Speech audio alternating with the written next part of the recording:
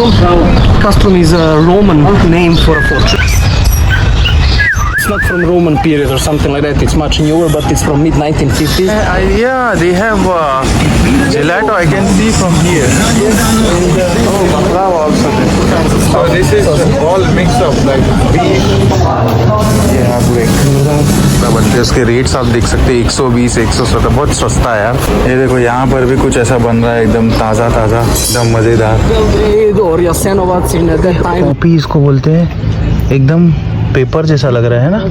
इस वक्त अंदर आ चुका हूँ मैं कंसंट्रेशन कैंप में और इधर भी बच्चे दिखाई दे रहे हैं. ये देखो. This building was not a concentration camp originally. It was just one of the military warehouses of the Yugoslav Royal Army before the Second World War. Just like the one that you can see opposite to us behind the wall, and quite a few other buildings that have had the same purpose. The railway station was closed, so logically the military base was closed. Their warehouses for their stuff was there.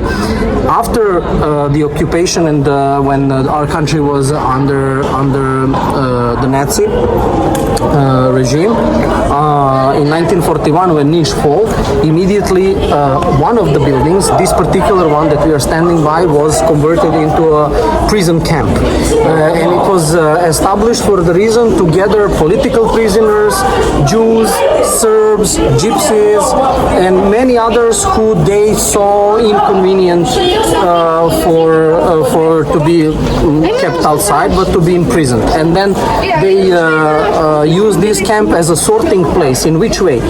Some people were sent to labor camps in Germany or Poland or Hungary or Austria or in other parts of our country.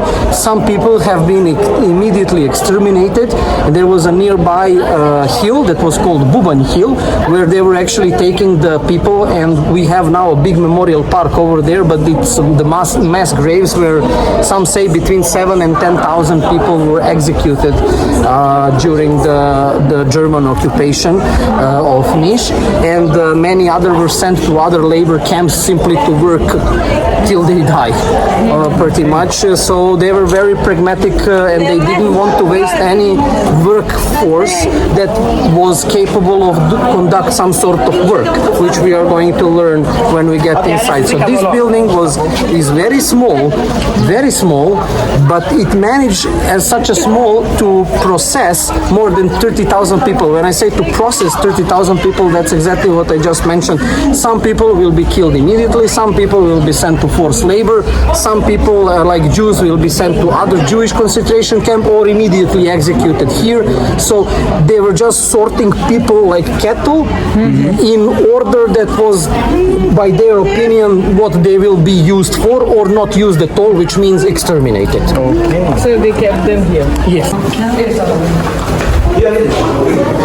And we will start from this room, and there is the attic. The ground floor was only for men, the first floor was for women and children, and the attic was converted into 20 solitary cells where they were keeping prisoners there, where they wanted to put them under additional torture or to examine them if they have some information as they believed, or they are political prisoners, or they were, I don't know, partisans, the members of the resistance that have been captured and later tortured in order to give up some information that were important for the Germans, etc. So in this ground floor there were 4 big rooms for the inmates, and this one was interrogation room, and here are a few photos of the old photos. This is the Niš after bombing by the German Luftwaffe.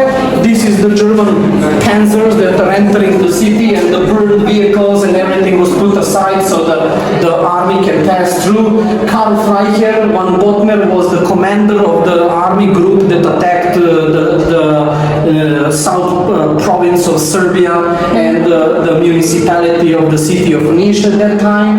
And here we have the very rare photo of one of the most notorious people of Niš. His name was Werner Schulz. He became the commander of this prison camp in 1943, and he was known as the man with a stick. And here you can see him with a stick. Yeah. And he was known for his his brutality, and his trademark in a way was that he was killing people by hitting them in the back of the head with his stick. And only one time he hits and he kills the person immediately. He breaks his skull, literally. So that was his trademark. Unfortunately, like many other Nazis, in 1944, when Niš was in the process of liberation, there was a huge fight between the Yugoslav partisans and the Soviet Red Army, who were fighting against the Germans who were stationed here in Niš. Many Germans flee and they retreated to Belgrade and later further to Vienna, to Budapest and other cities. And Werner Schulz was one of them, so he managed to escape. Maybe he ended up in Argentina or somewhere where many Nazis ran away, and we never know what happened to him, but he was never arrested, he was never killed, we don't know what happened to him. So unfortunately, he was one of many who hasn't been punished after the war for his crimes. People who have been arrested by the Nazis in Niš, and they first arrested the most notable men, the people who had some influence and some respect in the city, and they were from very wealthy families, so they didn't do anything wrong, they have been just arrested, so the Germans asked a ransom. So they asked their families, give money, and then we will release them. And indeed, these first were released. This was like the beginning stage of the operation of the prison camp. We have, and by the way, everything is original from that time, even the painting on the walls, and because this was a warehouse, it has the windows for natural light, but the Germans painted them so the prisoners cannot see what they are doing outside, and it stayed... So basically dark. Dark, yeah. It was important for them, the total unawareness of the outside situation, because they have been in prison, so they shouldn't know anything what is happening outside, logically. In this memorial center, historical memorial center today, is called 12 of February. There is a reason why 12 of February as a date is very important, and you see here the date, 12 of February 1942. These two persons, Branko Bjegović and Vule Vukašinović, organized the plot to escape from the camp with as many prisoners as possible, because there was legit information by one Jewish doctor that was forced to work with the Germans to examine the newly upcoming prisoners for their health and how their general conditions, so the Germans could know what they will do with them.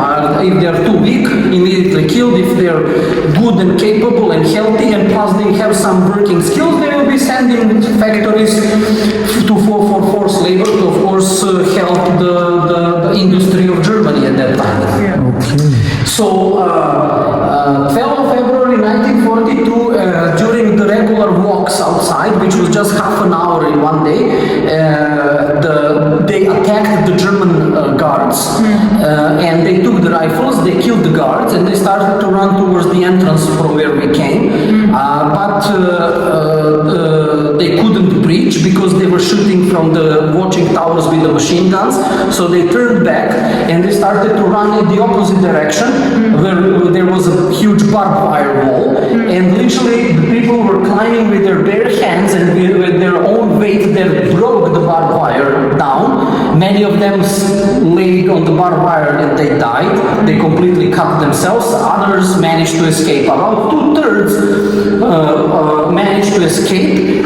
And something that is also interesting and not much known even in Europe today is that this was the first successful escape in Europe in Second World War during the Nazi occupation. Afterwards it was others, successful escapes from different prison camps or concentration camps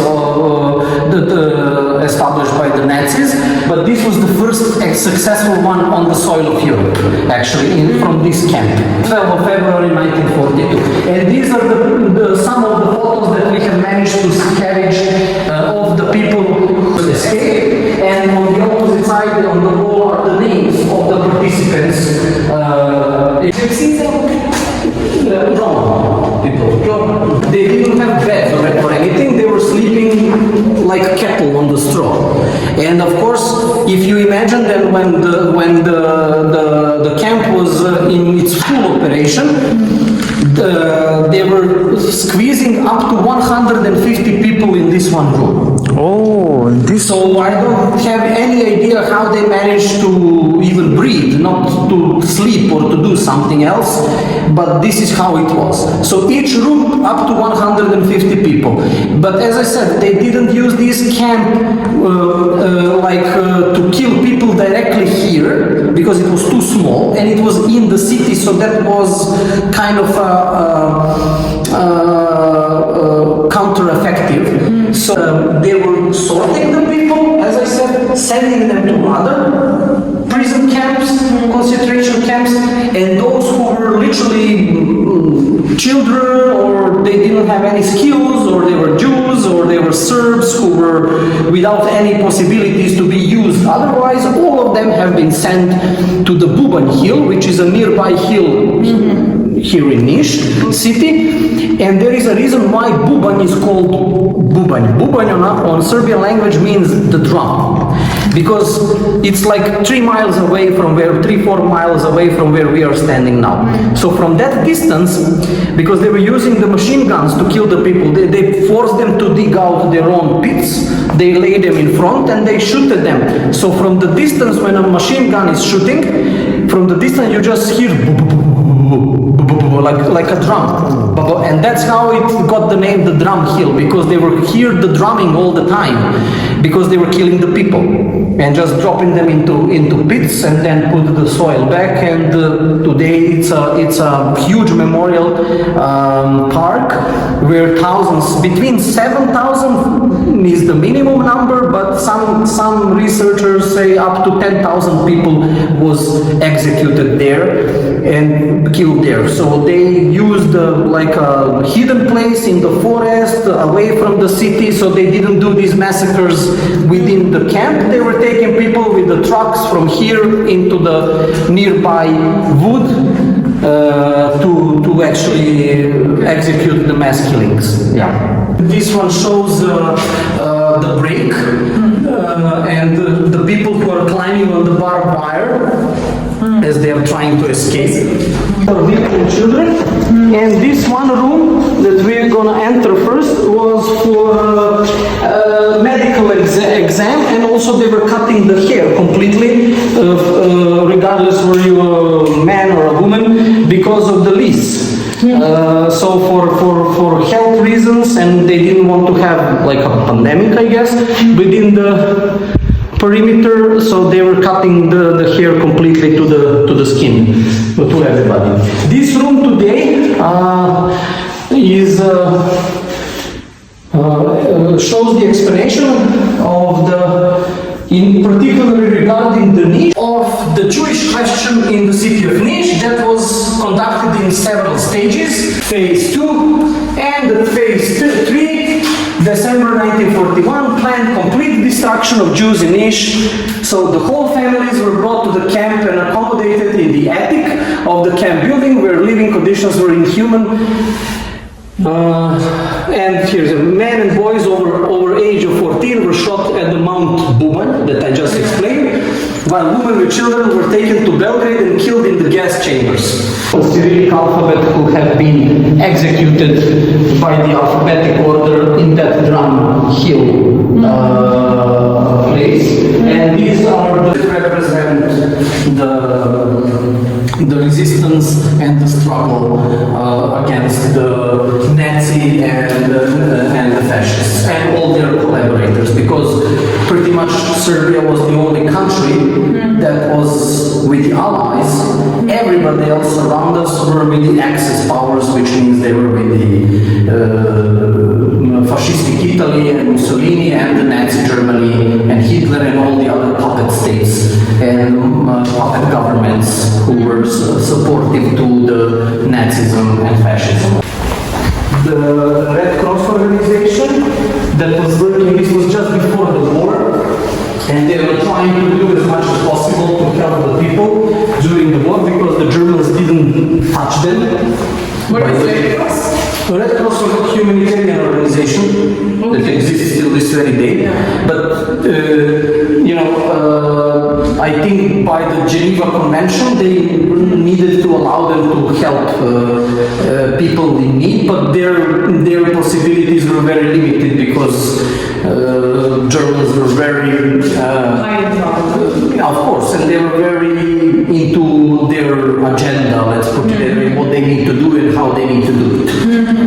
And they were doing it in the most efficient possible way that you can imagine. And nobody could stop them.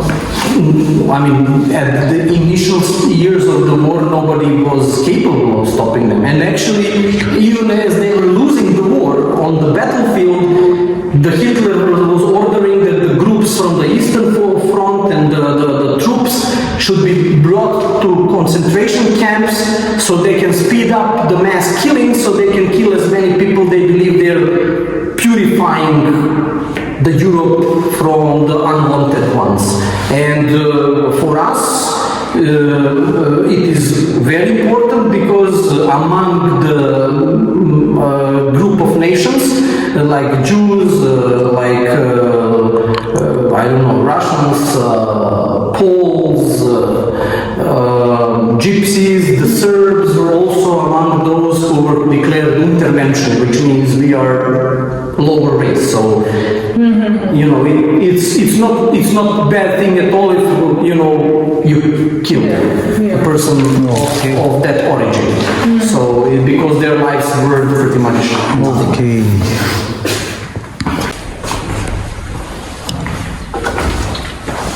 And in the last days of the Battle of Niš, as the Germans realized that they would not be able to keep the city, there were, I think, 27 remaining prisoners that they didn't manage to bring to the Bubanj or the Drum Hill execution place to be killed. So they executed them at the back wall of the prison camp, and later they have been executed, and these are the remains of 5 skulls. You still Same like that what we saw there in it looks like the Skull Tower. Skull Tower, yeah. But it is a totally different event. They brought 27 people, they put them by the wall, and they took the rifles and they simply shot them and they burned them. But there were still remainings that enough information about what exactly happened. So Why these 5 people?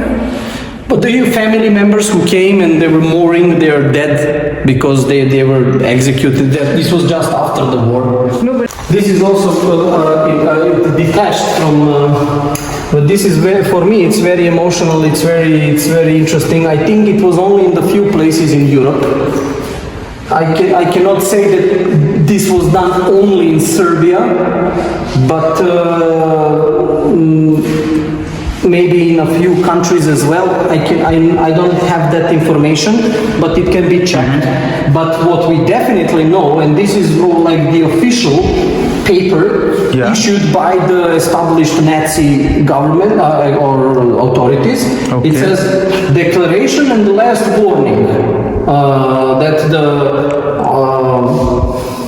when it was published? 22nd of September. This was 1941, 21st of October 1941. But basically what it says, the sabotages and the actions of the resistance didn't stop against the German military power, so as it was already said across the radio, by the direct order of the chief commander of Serbia, that in future will be shot for every killed German soldier, 100 civilians, Jews or Serbs. For every wounded soldier, 50 will be prisoners or civilians will be taken and killed. For one killed German soldier, 100 civilians, Jews or Serbs. For every wounded one, 50. And here is a double irony. Others who were also allied with Hitler and Hitler's Germany, or the Third Reich, however you want to call it, the Nazi Germany, like Bulgarians, like Romanians, like Albanians, like the Croats at that time, who got rogue from the rest of the Yugoslavia and joined the Axis powers, like Hungarians, or everybody else in the surrounding, who were not Germans. If some of their soldiers is killed, they will not kill 100 civilians, they will kill only 50, and for every wounded of their own, they will not kill 50, they will kill 25. So even the allies that were with the Germans during the Second World War, they didn't treat it equally. In however crazy and ironical it sounds, so only the German soldier, if it is killed, they will kill 100 civilians. Everybody else, because they are not the Germans, they will kill only 50. But that was the law at that time. This wall shows like the very thin line. This is the shot, the survived. So being life and death was the game that was played on a daily basis. Someone's shouting, I guess. Oh. Now both rooms are the same. It seems like a prison. It is. It was all this building was a prison. Oh. But this attic part was only solitary cells. Just watch the edge. Yeah. And actually the floor and Yeah. watch the beams.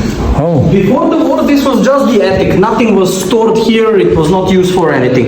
But during the occupation and when it was repurposed, they built these solitary cells. There is 20 of them, 10 one side, 10 another side.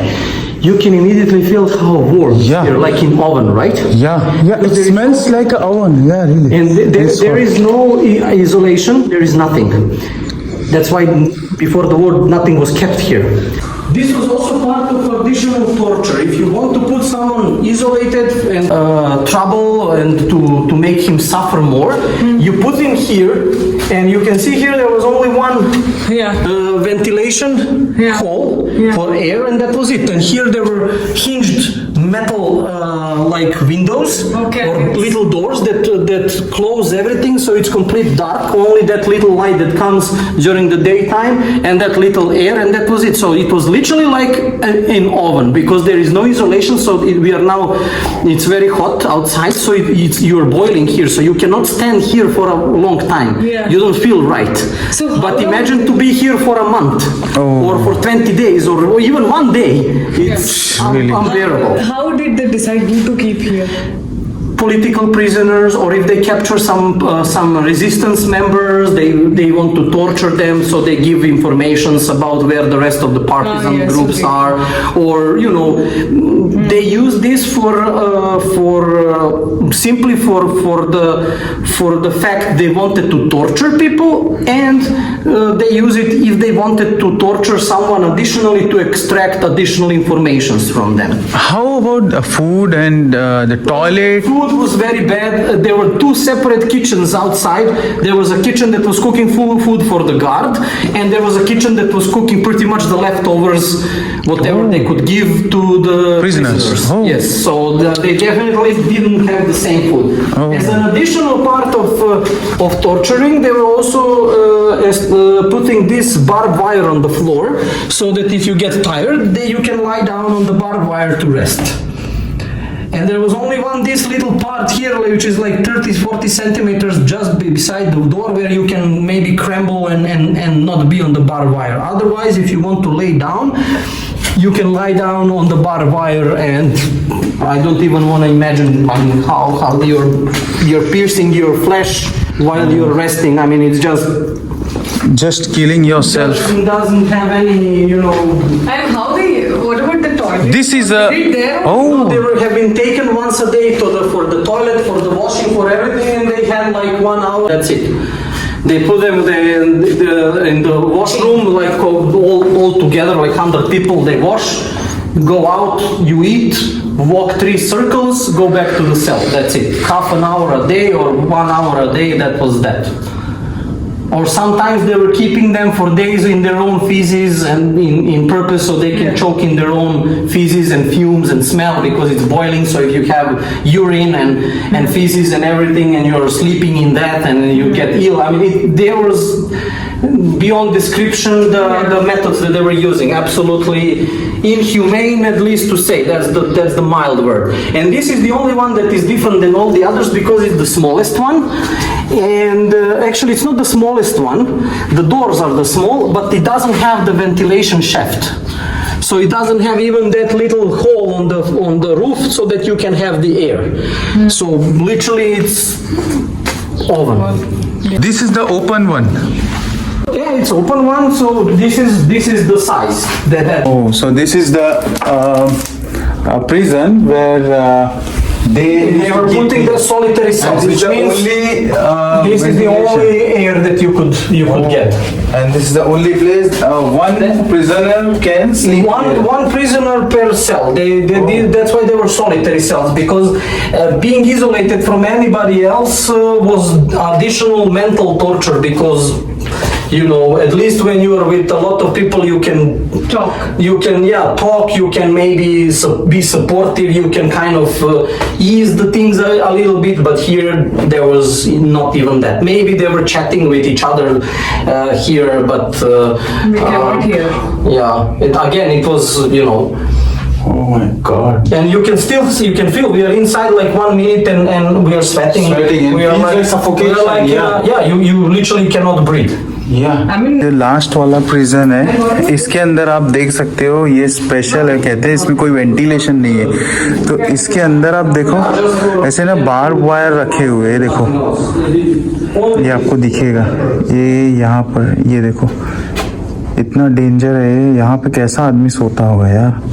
ये जो आपने prisons देखा पीछे, सोचो Nazis लोगों ने जीव्स लोगों को ऐसा बंद करके रखा था, क्या गंदे तरीके से उन लोगों को ट्रीट किया जाता होगा जीव्स लोगों को, और कितनी नफरत होगी उन जर्मन नाजी लोगों को। देखो कि वेंटिलेटर नहीं, कुछ नहीं, लास्ट वाला प्रिजन आपने देखा ना कितना खतरनाक था वो, और कितनी ज्यादती करते थे यार लोगों के साथ में। यहाँ पे भी कुछ प्रिजन्स हैं ऐसे,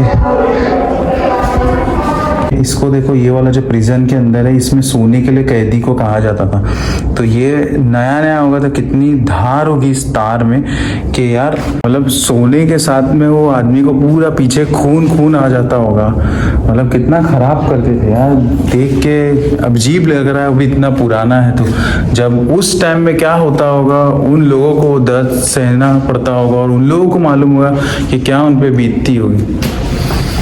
सो सैड यार, मतलब एक स्कल टॉवर हमने देखा, वहाँ पे भी एक दुख भरी कहानी थी। एक ये कंसंट्रेशन कैंप बंद होने वाला, अभी 4 ऑलमोस्ट बज गए हैं, ये बंदी बंद कर रही पीछे। Where the guards like resting house was. So those people, two who wanted to escape, they went there and They went there and they started to kill them, so they ran on the opposite side. Because this escape was quite a success, that's when the Germans decided to extend the perimeter to make wider area, so that if somebody wants to run away, it can give them more time to aim and to shoot, because you have much more distance to cover to reach the wall. And then when you reach the wall, there was no more barbed wire, because they realized it's not sufficient enough. They built the concrete and the stone wall that was much more durable, obviously, and also they put in the fresh concrete, as it was before it was hard. They put shattered glass on the top, so if you climb, you will cut your hands, and then you will simply drop down. And on the way out, you will see actually on the top. तो ये था red cross Nazi concentration camp, इसका journey ख़त्म हो गया अभी, अब जाते हैं सीधा गड्डी के अंदर। तो हो गया, अभी गाड़ी में बैठ गए, जाने वाले वापस से बेलग्रेड, गाड़ी शुरू करने वाला है अपना ड्राइवर, और फिर इसके बाद में अच्छी इन्फॉर्मेशन हमको मिली।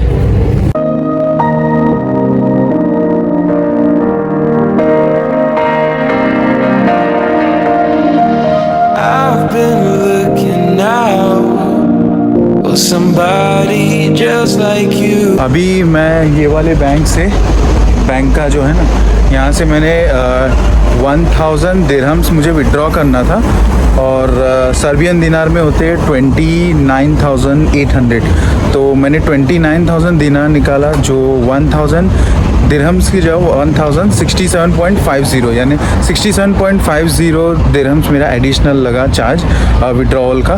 तो मुझे अभी मिलान को देना क्योंकि आज की ट्रिप का उसने मज़ेदार बना दिया। और रास्ते में आते हुए आपको मैंने बताया एक पेट्रोल स्टेशन था, वहाँ से मैंने वेज बर्गर लिया था। तो वो 490 दिनार्स का था। 490 दिनार्स अब आप कैलकुलेट कर सकते हो आपके करेंसी में। तो बड़ा अच्छा था, मज़ेदार था। और कॉफ़ी भी थी, वो भी अराउंड 225 दिनार्स की थी। तो अच्छा हो गया, चलो ये पैसे भी निकाल लिया। अभी कल तक का मेरा जर्नी का निकल जाएगा। तो इस वक्त बज रहे हैं 7:30 और आप देख सकते हो अच्छा खासा उजाला है यहाँ पर। Thank you very much. I'm glad to hear that. I'm glad to hear that. I hope you have enjoyed. Really, it was really very fun and amazing day spent with you. And thank you. I'm I glad that appreciate it. you explained very well each and every I historical hope place. some of that will remain and that you will be able to, tell the story further on and definitely. stimulate more This people shows your knowledge. Yeah. Thank you. To get more people interested coming, or to you should come next time. We will go see different places. Yeah, I want to different go places, more. but we will, because there's so much things to discover. Yeah. And with more friends, and there is enough room, so we will make just a party van, and then we will just go and we'll have a party while driving, and then we will enjoy the sights that we are seeing. So that will be double the fun. Yeah. Let's see. I look forward. Okay, then. Anyway, I'll text you, Yeah, all right. and we see you in the morning definitely. Okay, all right. Have a Thank good you, evening. Jay. Nice to Good meet evening. you. Okay. Bye. See you. Bye bye. See you tomorrow morning. Yeah. Have a good rest. Bye-bye. Yeah. Good. See you. Yeah. You're okay? You can handle it? Yeah, we'll handle it. Yeah. Thank you. Bye bye. Just wait. Thank you. See you tomorrow. See you. Bye bye.